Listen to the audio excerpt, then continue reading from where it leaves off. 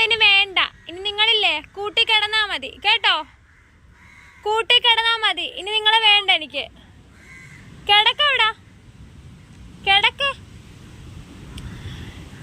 ഓട്ടമാണ് ഓട്ടം.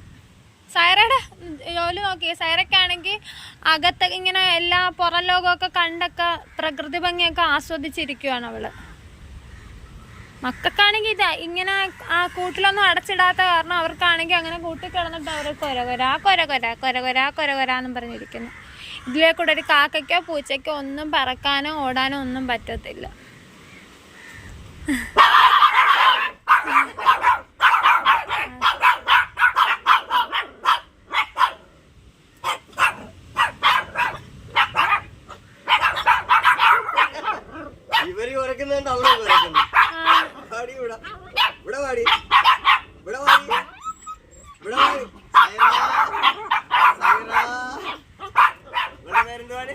ചിങ്കു ചിങ്കു ചിങ്കു ചിങ്കുവാടി ചിങ്കുവാടി ചിങ്കുവാടി വാടി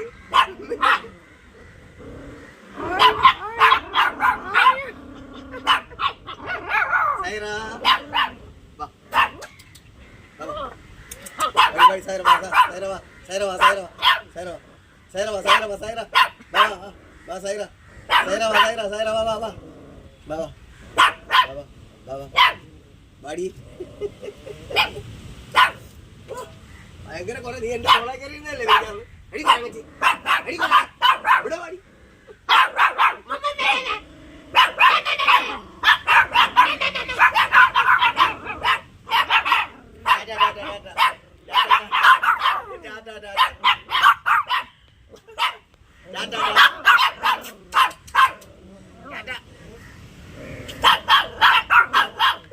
ചാടിപ്പോയി സൈറ.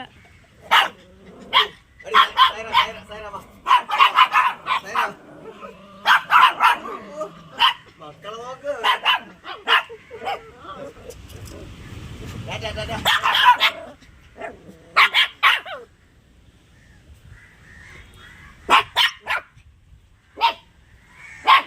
അവിടെ ഒരു മാമൻ വന്ന് നിന്നേ ഞാൻ ഇത്ര നേരം കിടന്ന് കുരച്ചു. ഞാൻ പറയില്ല ആർക്കും ഇതിലെ കൂടെ പോകാനോ വരാനോ പറ്റത്തില്ല. അതാണ് ഈ പിള്ളേരുടെ സ്വഭാവം.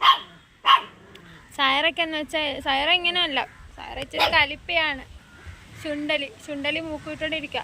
ഞാൻ പോട്ടെ, ഞാൻ പോകുക. ടാറ്റാ ടാറ്റാ കുഞ്ഞു.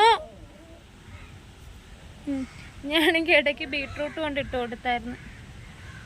തിന്നുകൊണ്ട് കിടക്കട്ടെ എന്നും പറഞ്ഞു. അമ്മേ ഇവിടെ പുത്തൻ പട്ടി വരുന്ന കണ്ടോ? പട്ടി അമ്മേ പൂച്ച വന്നുണ്ട്. പൂച്ച കണ്ടില്ല, ഞാൻ പറഞ്ഞതേ ഉള്ളൂ. അതിനായി കിടന്ന് കുരയ്ക്കുന്നത്.